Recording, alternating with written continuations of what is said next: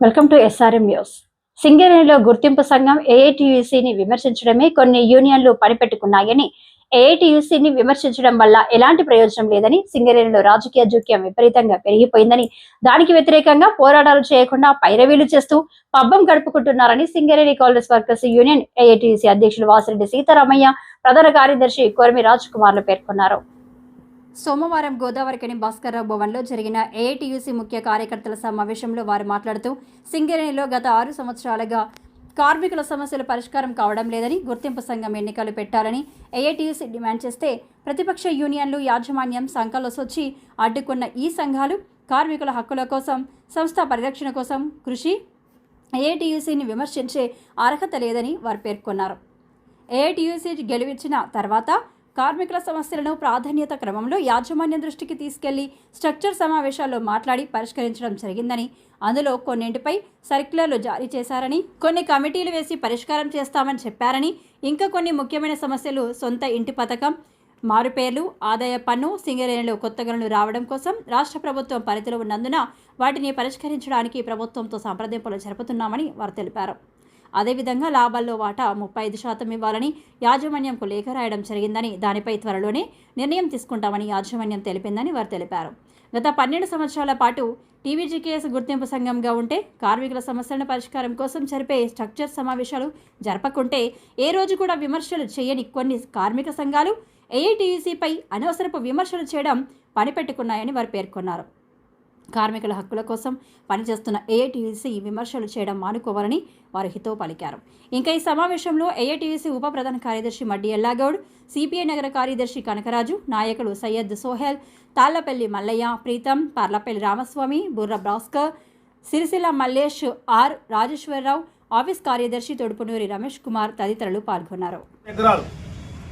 Company కొని కార్మికులు registration చేసుకుంటే డెవలప్మెంట్ అంతా చేసి తర్వాత బ్యాంకర్స్తో మాట్లాడి వాళ్ళకి ఇల్లు కట్టుకోవడానికి అవకాశం ఇద్దామని చెప్పి సుమారు 800-1000 ఫ్లాట్లు 200 గజాలు పెడితే ఆనాడున్న పరిస్థితిలో కార్మిక సోదరులు పెద్ద ఇంట్రెస్ట్ పెట్టలేదు.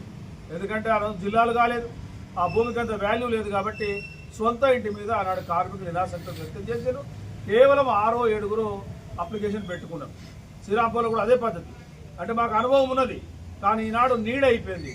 ఎందుకంటే భూమి ధర పెరిగింది. ఈరోజు గ్రాట్యుటీ అదేవిధంగా సీఎంపీఎఫ్ 2 కలిపి చేసినా భూమి వచ్చే పరిస్థితి లేదు. కాబట్టి సొంత ఇంటి పథకాన్ని తప్పక అమలు చేయాలని చెప్పి స్ట్రక్చర్ మీటింగ్లో పెట్టడం జరిగింది. దాని మీద కమిటీ వేసింది. ఆ కమిటీ రిపోర్టు సబ్మిట్ చేయాలి. అదేవిధంగా ఇది గవర్నమెంట్కు సంబంధించిన అంశం.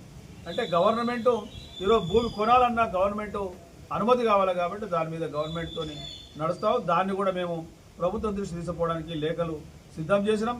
ఇది మా నూతన బొగ్గనులు, ఐటీ మీద, అదేవిధంగా మారుపేర్ల మీద, మెడికల్ బోర్డు మీద ఒక 5-6 అంశాల మీద ఈరోజు మేనేజ్మెంట్ దృష్టికి, అదేవిధంగా రాజకీయంగా ముఖ్యమంత్రి గారి దృష్టికి తీసుకోదలుచుకున్నాం.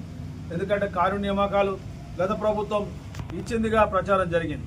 కానీ ఈరోజు మెడికల్ బోర్డు ఏదైతే ఈ 2 మెడికల్ బోర్డు గతంలో 4-5 నెలల మెడికల్ బోర్డు ఆగింది.